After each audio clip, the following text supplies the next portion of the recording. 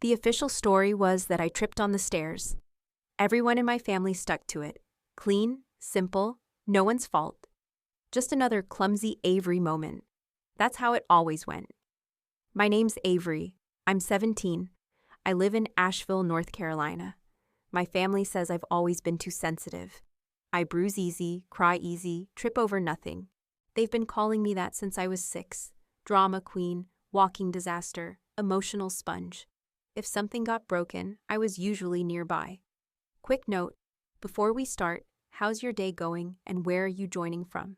But here's what the MRI said after I fell off the deck. Spinal trauma at L3.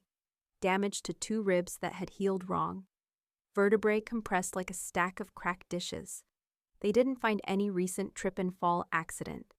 They found patterns. Truth is, my cousin Brandon shoved me, hard, right between the shoulder blades.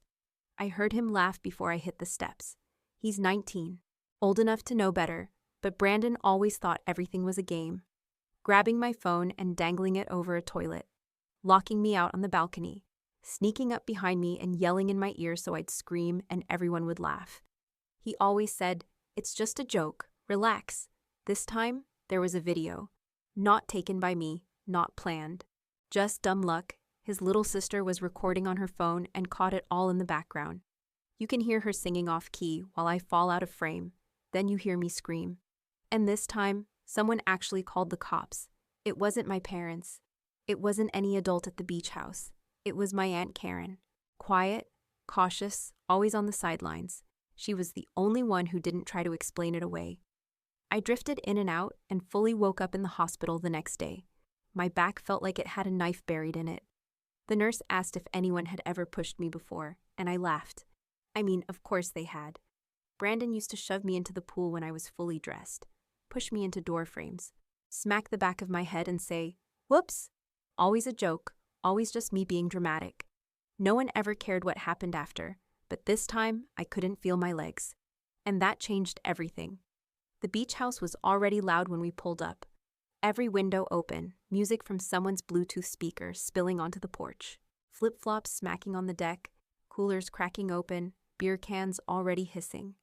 I walked in behind my parents, dragging the smaller suitcase. My dad called out something cheerful. I ducked into the den. It was the smallest room in the house, just a sagging couch and an old TV nobody used anymore.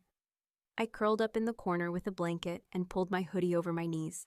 I could still hear everything, Brandon's voice booming above the rest, the sound of my mom's fake laugh, my uncles arguing about which grill worked best. I closed my eyes. Maybe if I was quiet enough, I could disappear. Lisa didn't let that happen for long. "There you are," she snapped from the doorway. "You've been moping since we got here." "I'm just tired," I said. She rolled her eyes. "You're 17, not 70. Go help Karen in the kitchen. The shrimp won't peel themselves." I stood up without arguing. That was always safer. I passed through the living room, where Brandon was holding court with 2 of my uncles. He spotted me immediately. "Hey, there's the family crash dummy," he shouted.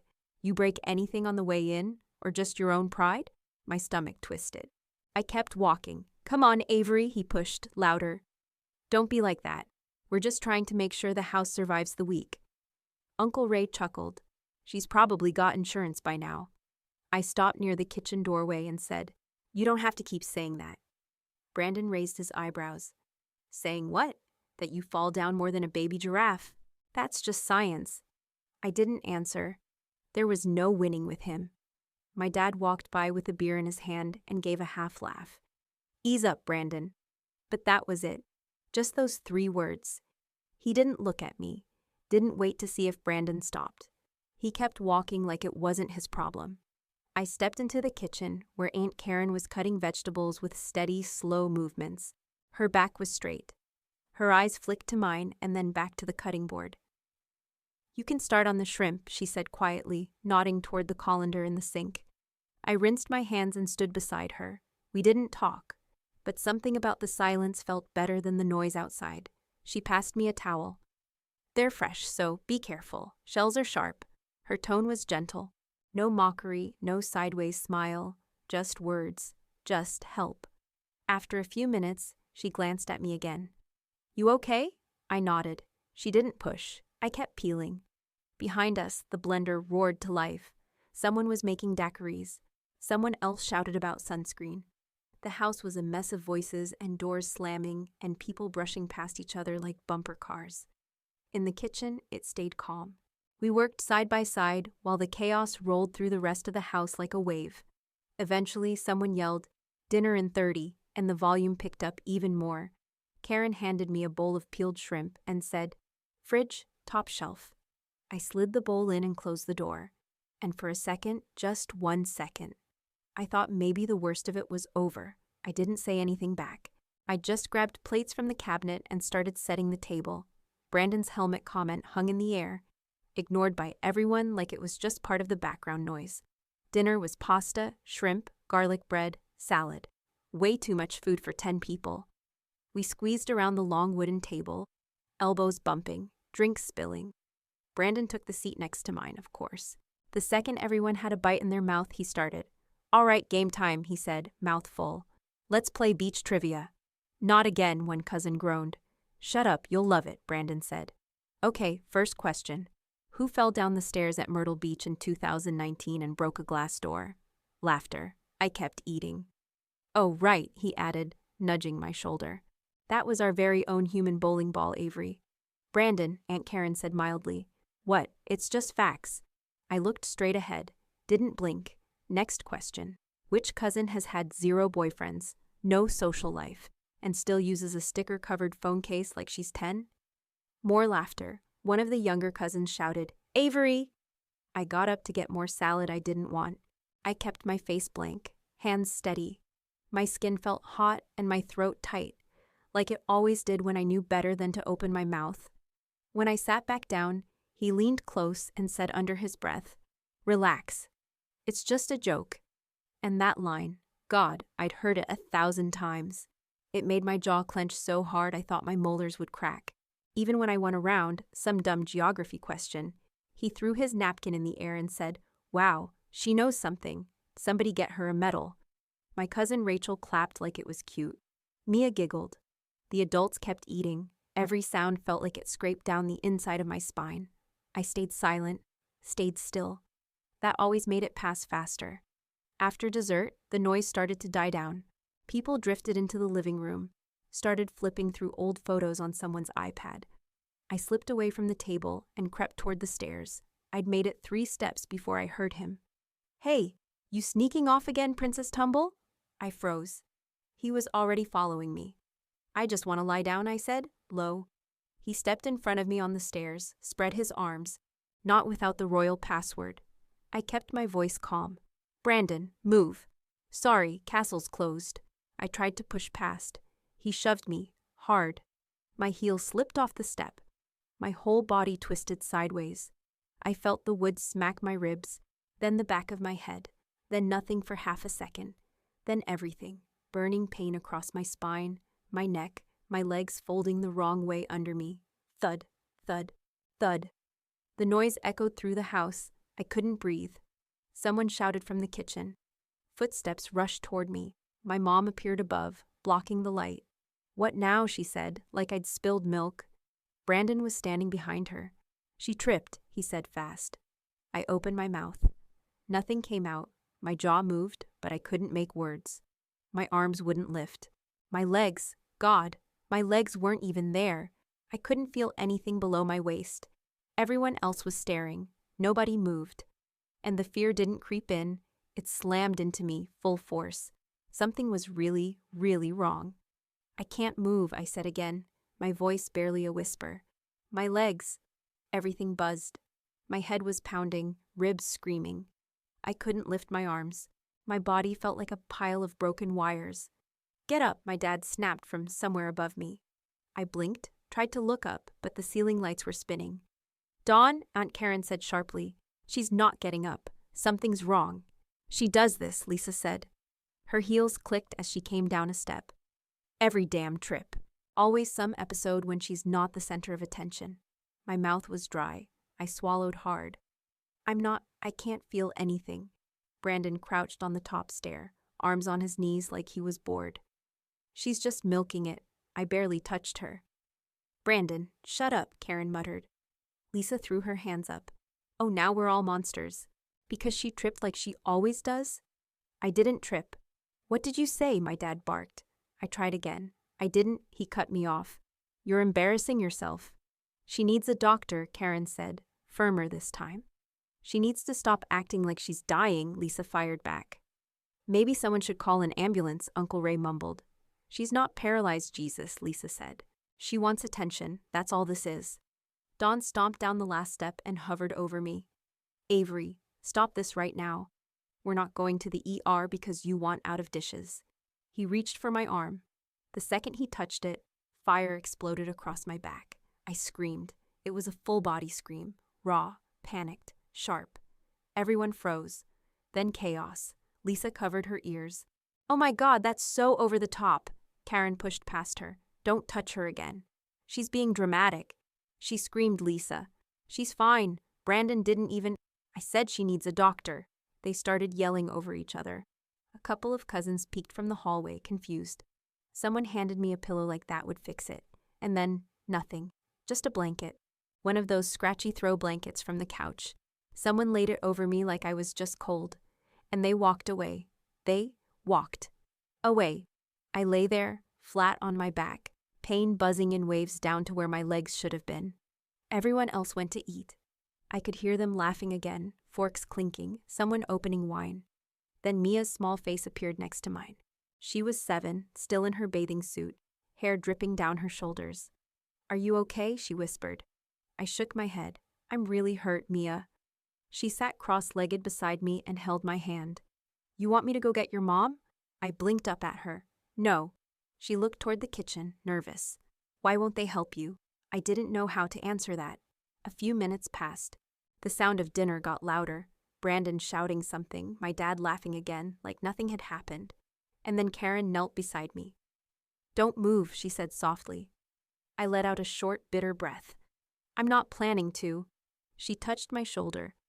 I'm calling 911. I tried to say thank you, but my throat locked up. My whole body shook from holding in tears. Not because of the pain, because I'd finally heard one adult say the right thing. Karen stood up, walked out of the room with her phone tucked against her chest like she was hiding a secret. And maybe she was, because around here, telling the truth was a betrayal. Front doors swung open, heavy boots on wood, radios crackling, voices cutting through the air like knives. In here, Aunt Karen called out. 2 EMTs rushed in, one tall and broad with graying stubble, the other shorter, with her hair braided tight under her cap. Both wore navy uniforms, gloves already on. They moved fast. 17-year-old female, the male EMT said. Non-responsive lower body, Karen nodded. She fell down the stairs, can't feel her legs. The female EMT knelt beside me. Hi, sweetheart, I'm Rachel. Can you hear me? I nodded. Tell me your name. Avery. How bad is the pain right now? 1 to 10. 8, maybe 9. Rachel squeezed my wrist gently. Okay, we're gonna take good care of you. Behind her, my mom stormed in like she'd been waiting for a spotlight. She's exaggerating, Lisa snapped. She's dramatic, always has been. It's her back, not her brain. Rachel didn't even look up. Ma'am, please stand back. She's always doing this, my mom kept going. There's no real injury. She tripped. We just didn't want to make a fuss. The male EMT, his badge said Mike, lifted the back of my hoodie carefully. Then he stopped, froze. He leaned in, inspecting something, didn't say a word, just motioned to Rachel. She glanced over his shoulder, then blinked. Her face changed. Serious, focused. Rachel touched her radio mic. Base, this is Rescue 17. We've got a teen female with suspected spinal trauma and extensive bruising. Some old, some recent. Possible long-term physical abuse. Transporting to St. Anne's. Priority 1. Lisa exploded. Excuse me. That is not what's happening here. She's just sensitive, Rachel ignored her. Mike, let's get the backboard. You can't just take her, Dawn shouted. Finally catching up to the scene. She's our daughter. She can't feel her legs, Rachel shot back. We're not asking for permission.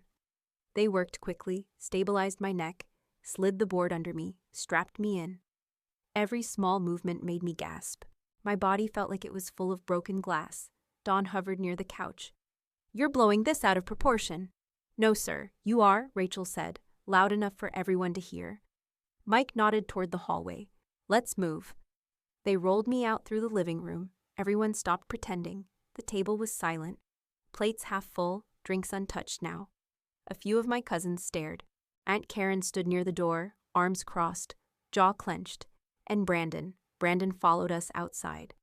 As they were loading me into the ambulance, he leaned close, hands on his knees like he was whispering a joke. Don't say anything, he said. It was just a joke. You know that. My chest tightened. The words came out of me before I could second-guess them. You pushed me. His face went pale, like I'd punched him. You pushed me, I repeated, louder this time. The doors slammed shut. Inside the rig, Rachel adjusted the oxygen, her eyes scanning the monitor.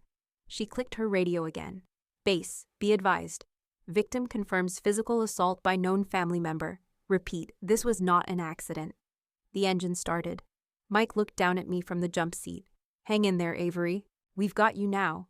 Fluorescent lights, cold rooms, loud voices. I don't remember getting to the hospital. Just Rachel adjusting my mask, and the doors swinging open to chaos. Someone clipped something to my finger. Another voice asked my birthday. They wheeled me through white corridors, twisting and turning, every second louder than the last. I went straight from one room to another. MRI X-rays, then blood work, then back under more lights. I couldn't move, so I just watched the ceiling tiles slide past. A nurse leaned over and said something about orthopedic trauma, then left.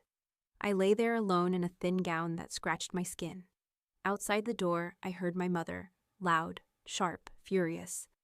She's always been like this, Lisa said. She runs into things. She's clumsy. She makes up pain all the time. You people are blowing this out of proportion. Another voice, calm and professional. Ma'am, we're still evaluating. Please wait in the family area. She doesn't have a serious injury. She's looking for attention. I looked away from the door, stomach churning. My phone buzzed on the tray beside me. Brandon. It was a joke. Don't ruin this. I stared at the screen. The nerve, the cowardice. The way he acted like I was the one who'd crossed a line. The door opened and a new man walked in. He had dark eyes, calm posture, and a file in his hand. His badge read, Dr. Patel, Orthopedics. Hi, Avery. I'm Dr. Patel. Mind if I sit? I nodded. He pulled up a rolling stool, flipped the file open, and rested his elbows on his knees. Let's start with the MRI. Your spinal cord's been compressed, but the damage is reversible. You'll need rehab, but we can get you there.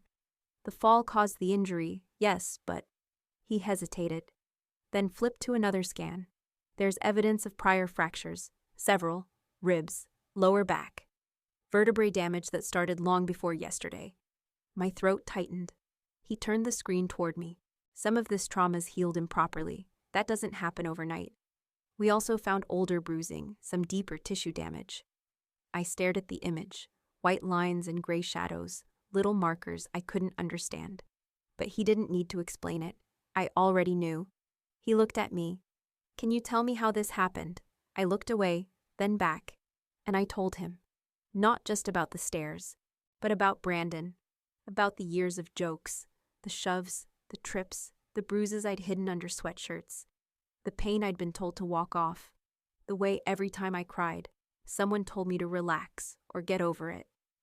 Dr. Patel listened quietly. No interruptions, no judgment, just stillness. When I finished, he nodded once. This qualifies as abuse, he said plainly. Repeated physical trauma over time. You weren't just clumsy. He stood and walked to the wall phone, pressed a button. This is Dr. Patel in 3B. I need CPS and security called immediately. I blinked. You're reporting them? Yes, he said. And so is the hospital. It's mandatory. You're not safe in that home. A few minutes later, the door burst open again. Lisa and Dawn barged in like they'd been waiting to pounce. This is ridiculous, my dad snapped. You had no right to drag our family through this. Lisa's voice went high and sharp. We told them it was an accident. You tripped. They're making a big deal out of nothing. I looked them both in the eye. Number. He pushed me. They both froze. And you let him. Silence. Lisa's mouth opened, but nothing came out. Dawn just stood there, face bright red, jaw tight. I didn't break eye contact. The door slammed behind my parents, and a woman stepped in next like she'd been waiting her turn. She wore jeans, a soft green blouse, and a badge clipped to her front pocket that read Dana McCarthy, CPS. "I'm here for you, not them," she said. "Mind if I sit?" I nodded. She pulled a chair close. "My name's Dana. I work with Child Protective Services. The hospital contacted us based on your injuries and what you told Dr. Patel. Can we talk a little about what happened? And not just the fall, all of it." I took a breath and nodded again. She flipped open a notebook. "Has Brandon ever physically hurt you before this week?" "Yes." "Do you remember when it started?" I thought back. "Around when I was 11. "And your parents, did they ever acknowledge it?" I gave a dry laugh. "They told me to stop crying." Dana's face didn't flinch. She wrote something down. "What did they say when he shoved you?" "They said I tripped." "Has anyone else ever seen it happen?" "Maybe not the big stuff," I said. "But everyone saw the way he treated me. The jokes, the constant grabbing. And they laughed." Dana looked up. "But your Aunt Karen didn't laugh." "No," I said. "She didn't." A knock came at the door. A nurse peeked in. "Sorry. Police need to speak with Avery, and we need her cousin removed from the floor." Dana stood. "Give me 2 minutes." 2 minutes later, Brandon was in handcuffs in the hallway. I didn't see it happen, but I heard the snap of the cuffs, the scuffle, his voice rising in disbelief. "Wait, what? That was a joke. You're arresting me for a joke." Lisa's voice wasn't far behind. "You can't do this. This is a family matter. She's manipulating all of you." "Get your hands off me," Dawn shouted. "This is insane." But it wasn't insane. It was evidence. Brandon's text. The one where he begged me not to say anything. The one where he called it a joke. And then came the video. You could hear her voice in the foreground, soft and sweet. Then me in the background saying move. Then Brandon's shove. Then my body hitting the stairs. She sent the video to Dana. And Dana sent it to the police. Aunt Karen stepped up too. Quiet, calm as always. She brought out a folder, photos she'd been keeping, me in long sleeves in July, me with a black eye during Christmas, me sitting on the edge of the couch with an ice pack on my side while Brandon laughed in the background. They gave it all to the prosecutor, Amanda Hess. She came in with dark hair tied back and no time for small talk. "I'm building your case," she told me. "And it's a strong one. We're filing charges for felony assault and requesting a no-contact order today." Brandon's bail was set by evening. $10,000. Lisa and Dawn paid it within hours. He walked free the same night I was learning how to use a wheelchair. The next morning, the story hit the news. Local headline: teen injured in beach fall. Video shows. It wasn't an accident. I watched it on my hospital room TV, mute button on. It played a few seconds of the blurry video. My body tumbling. Brandon's face visible just enough to know it was him. Lisa and Dawn went full PR mode. They were on the morning news the next day, sitting stiff on a sofa beside a clean-cut reporter. "She's confused," Lisa said. "She's had emotional issues for years." Dawn added, "We love our daughter, but she's not always truthful." I changed the channel. Amanda didn't. She held a press conference with the DA's office later that week. They showed copies of my MRI results, the texts, the photo of the bruises from a year ago. Caroline gave permission to release the video. "This wasn't confusion," Amanda said into the mic. "It was abuse, and it wasn't the first time." The reporters ate it up, but none of it changed what mattered. Brandon shoved me. Lisa and Dawn covered it up. And now everyone knew. The courtroom was freezing. I sat at the witness stand, hands folded tight in my lap, my cane leaning against the rail beside me. My voice didn't shake. I'd practiced what to say every night in rehab. Every time the pain woke me up, I thought about what I'd say to a jury, how I'd make sure no one could twist it around.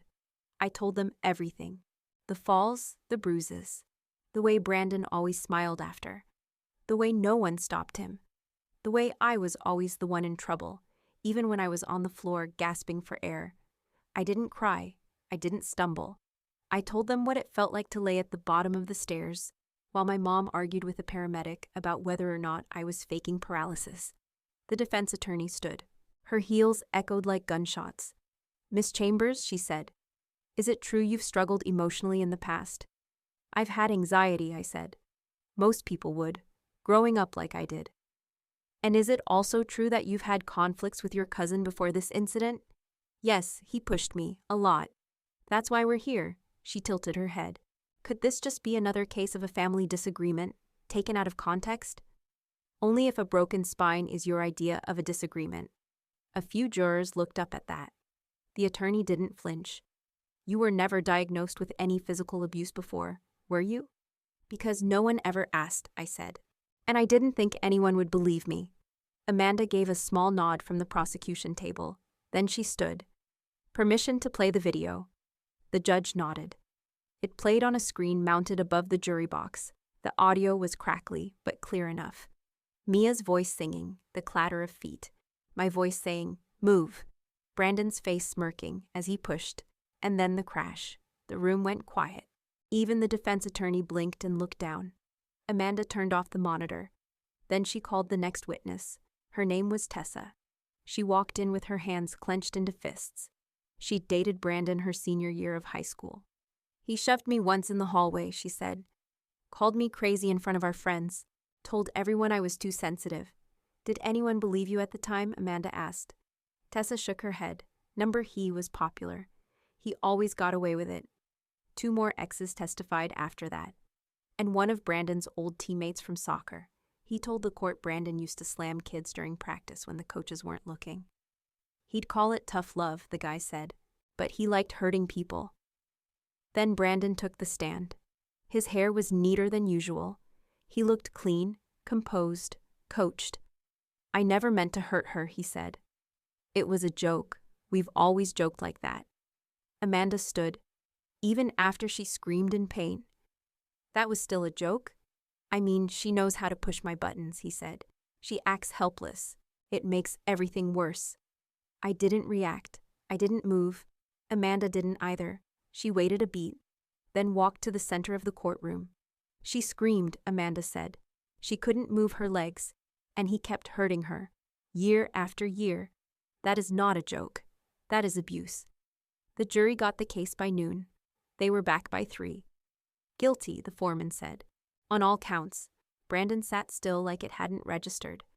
The judge sentenced him to 2 years in prison, 5 years probation after that. Mandatory counseling. 0 contact with me, ever. Lisa and Dawn got 6 months probation, plus mandatory parenting classes. They weren't charged criminally, but they were banned from any unsupervised contact with me until I turned 18. When it was over, I stood slowly, gripping the cane with both hands. Lisa looked at me like she didn't even recognize me. Dawn just stared at the floor. I didn't say anything to either of them. Aunt Karen let me take the bedroom facing the trees. No questions, no weird looks. Just clean sheets and a chair that didn't wobble. I moved in 2 days after the verdict. I finished high school online. Worked through physical therapy 4 times a week. The cane became part of me, same with the scars. Some nights were still rough. I'd wake up sweating, muscles locked, still hearing Brandon's voice, or worse, my mom's. But I wasn't alone now. Karen made space, gave silence when I needed it, and oatmeal when I didn't ask. Mia visited on weekends. We played card games on the porch and didn't talk about anything that happened. Just the good stuff. I started therapy again, real therapy. Not the kind Lisa forced me into, so I'd stop being so emotional. This time it was mine. I talked about control, trust, the fear of being invisible, and the fear of being seen. One night, I sat down at my laptop and wrote an essay. Title, When They Say You're Clumsy. I didn't use names, didn't call out specifics. Just told the truth about what it's like when your family laughs off pain, like it's just part of growing up. I posted it anonymously. Thought maybe 10 people would read it. Within a week, it hit 100,000 shares. People messaged me. People who'd been pushed, grabbed, slapped by siblings while their parents pretended it was all in fun. One girl wrote, I didn't even know it counted as abuse until I read this. A few weeks later, a youth center emailed me. Then another. They asked if I'd come talk. I almost said no. But then I remembered how long I stayed quiet because no one told me I could speak. So I spoke. Small rooms, folding chairs, nervous teens, and quiet staff. I told them how it started, how no one believed me, how it still hurt, but also how I made it out. A year to the day after the fall, I stood on a new beach, this time with no crowd, no noise, no one watching. I took off my shoes and walked barefoot across the sand, slow, steady steps. The wind was warm, my legs held me. When I got back to the porch, I found a text from Mia. It was a photo of a crayon drawing, me with a cape, standing tall. "You're my hero," she'd written underneath.